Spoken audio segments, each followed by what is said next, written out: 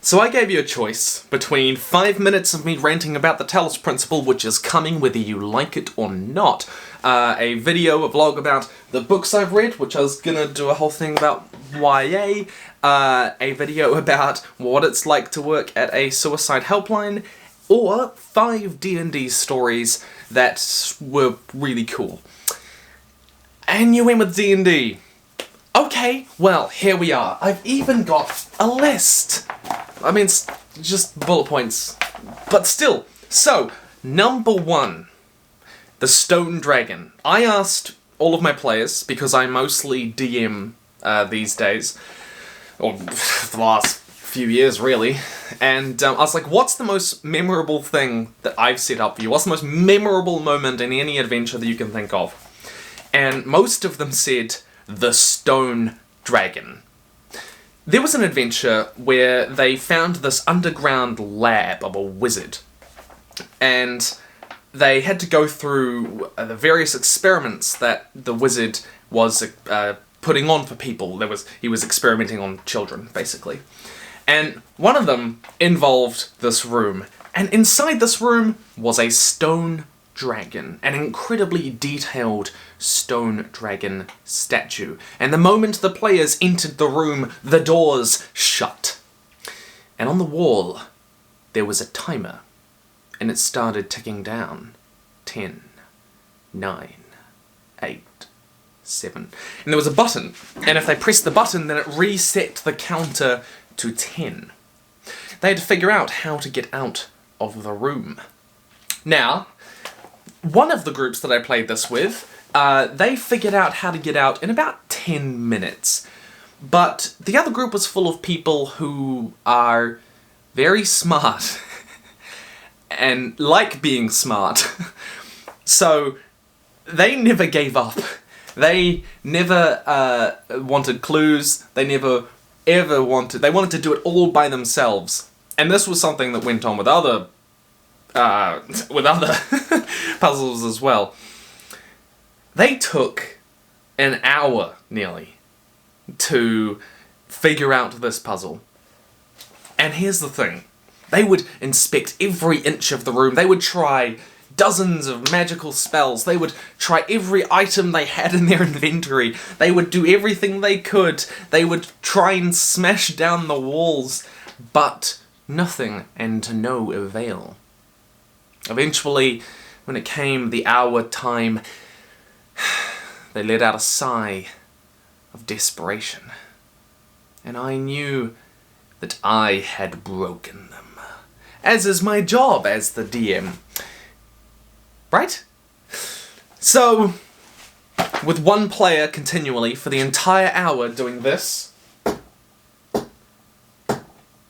to indicate that they were in fact pressing the button, because you made to make sure for the entire time, who's pressing the button? Who's pressing the button to keep it from getting down to 0? They're like, oh, I am. And then eventually they decided, alright, well, this is it. This is it. We can't figure it out. If this is our fate, then so be it, we deserve it. And then they stopped. 10, 9, 8, 7, 6, 5, 4, 3, 2, 1. And the doors opened. Yes, the stone dragon had nothing to do with it, and I think they hate me now.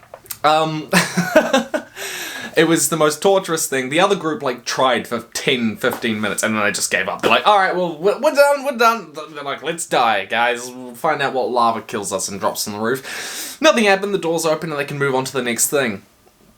Is that in focus? Yes, that's in focus, I think. Whether the others spent an entire hour. They did a similar thing for this other puzzle where you had to arrange the chess pieces in the right way to open a thing. And I got an actual chessboard and the pieces.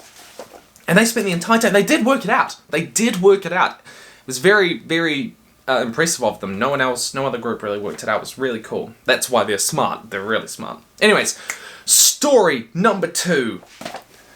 I was in a battle. This was when I was a player. One of our earliest games, funnily enough. Someone else was DMing. And basically, we wanted to go and take this fort back from the kobolds, I think it was. They had infested it.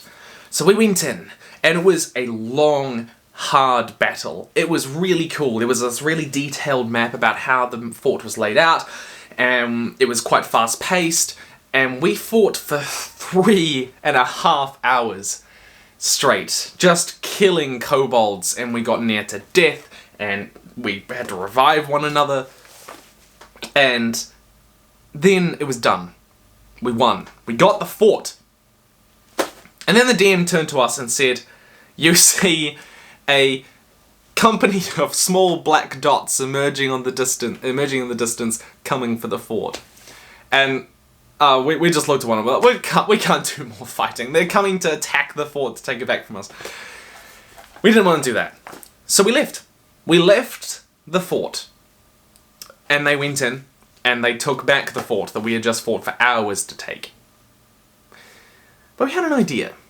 We started foraging far and wide for marijuana, for any plants that might help us subdue the kobolds. And eventually we found enough marijuana that, all with our bows and arrows, we attached it and set it alight, and then fired it over the walls into the kobold area, got all of the kobolds high, and then we got to go and fight a whole bunch of high kobolds, which, by the way, their AC is just terrible, and they have, like, negatives to every roll. Basically, we killed all of them without taking a single bit of damage. It was amazing, and it was beautiful. I think a real testament to the power of drugs. Don't do drugs, though. That's bad. So, that was another story. Story number 3. Or multiple stories, really, because this is about Christmas. Yes, Christmas. I, as a DM, every year, mostly, I would write a Christmas adventure, an adventure themed around Christmas. One of them had this massive battle where all of the reindeer were the villains. Basically, it was like Blitzenkrieg, who was like a lightning reindeer, and then there was Rudolph the Dread-Nosed Reindeer, who could, like, cause fear and make them run and was, like, the most powerful. And then there was, what were the other names? There's Prancer and Dancer, but I can't remember the names that I gave them. Necroprancer. And they were a necromancer as a reindeer, basically, and they were really hard to kill. The players nearly all died in this battle. It was a really tense, strategic battle. They had to be really creative, and that's actually what I like to do with my battles. I like to make it so that the enemies are so powerful that hitting them with your normal attacks isn't going to be enough to win. You have to think creatively, you have to use your surroundings, and I tend to give bonuses for creative thinking. So that's, I do Christmas stories, and it's really fun, because it's, just in the spirit of Christmas, and it allows you to be creative. Another example was all of the players were escorting the chosen one, the king, the one who was to become king, sounding similar to the story of Christ, and they all had secret missions, basically. One of them was there to kill the Chosen One once they got them to their destination. One of them was there to steal the frankincense and myrrh that was being carried by all of the other players. Another one was actually the Chosen One secretly, but there was a decoy, and that's the hoop they thought, and they're still going to try and keep that secret. And then another player was there to protect the Chosen One, and did know who it was, but they didn't know that they were being protected by them. I think, yeah.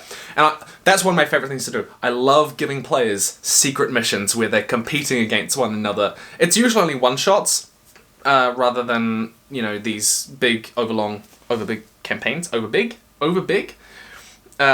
a long campaign.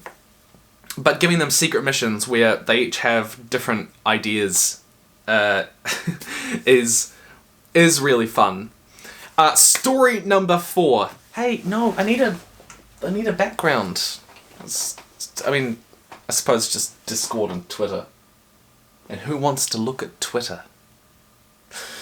So, story number 4. I once wrote an adventure, another one-shot, where they would enter this temple. The players all enter this temple at the beginning of the game.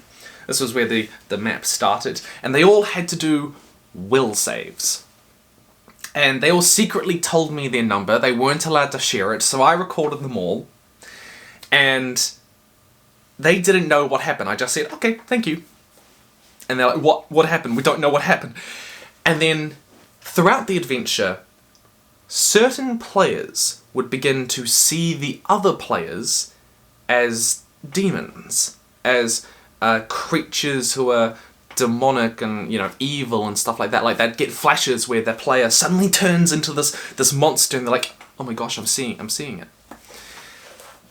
And at the same time, they all had secret missions, by the way, so you don't know what you're seeing. You might be seeing the truth of who they are.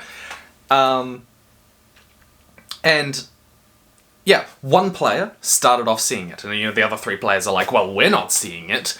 And they're like, but I saw it. I definitely saw it. And I'd take them out of the room and I'd tell them what they saw.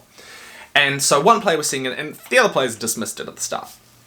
And then, a little bit further into the adventure, a second player sees it. A second player starts seeing the other players, but not the one who saw the visions. The first one saw the visions. Starts seeing the other 2 players as these creatures as well. And suddenly we've got 2 players both seeing these other 2 players as demons, basically.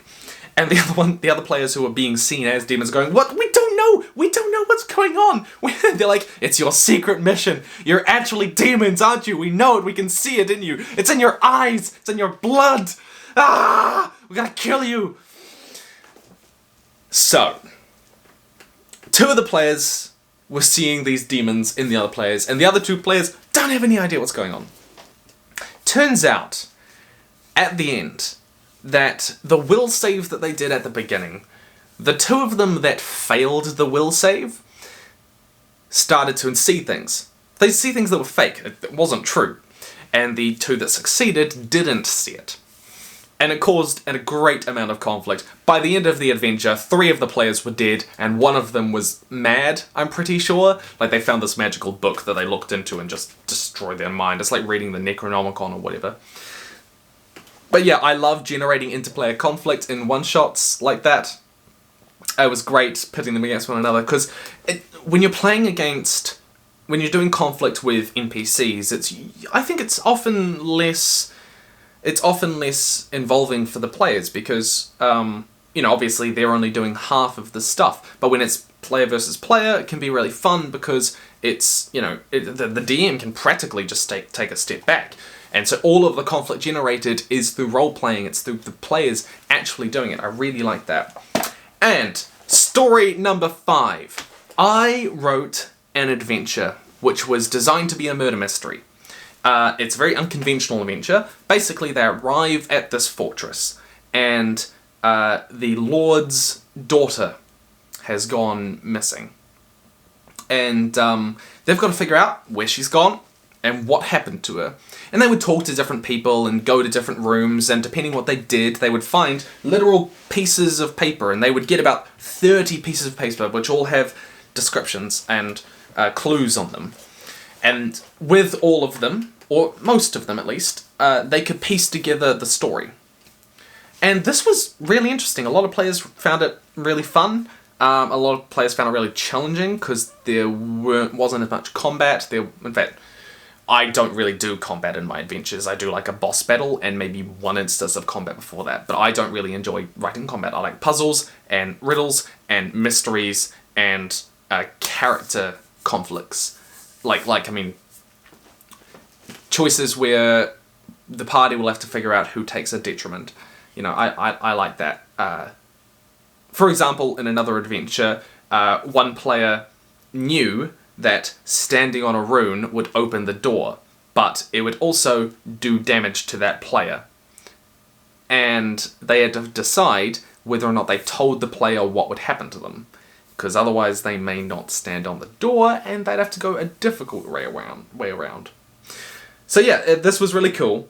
And they were going around figuring out the adventure, but the players soon clicked onto something. Hey, intimidation works really well. I mean, we've got swords, and there's only a few guards, and they don't seem that competent. We've got magic. We could definitely take everyone here. I mean, cooks? What are they gonna do? So, what they did was they gathered everyone into the main hall.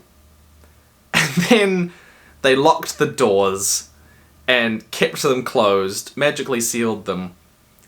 And then, one by one, they get with every suspect that they could have, they tortured everyone for information. They tortured absolutely every character in the story for what happened and their role in it. They figured out the mystery, admittedly. Good on them. They did traumatize everyone. But I mean, I suppose that's the point of D&D. If you want to go on a magical adventure to faraway lands, you can. If you want to study in a university and further your character's academic goals, you can. If you want to traumatize everyone who lives in a fortress and find out what happened to the daughter by pretty much making things worse, you can. But those are 5 stories. They're not the only stories I have, but they are 5 of them. What are your favourite stories from your D&D adventures? Let me know down below. And in the meantime, stay nerdy, and I will see you in the future. This is the first thing I'm doing in the morning, because I put it off for like 2 days, and haven't, you know, like I just keep putting it off so I can work on the script. So I'm trying to do the things that I need to do first before I do anything else. So, stay nerdy, and I'll see you in the future.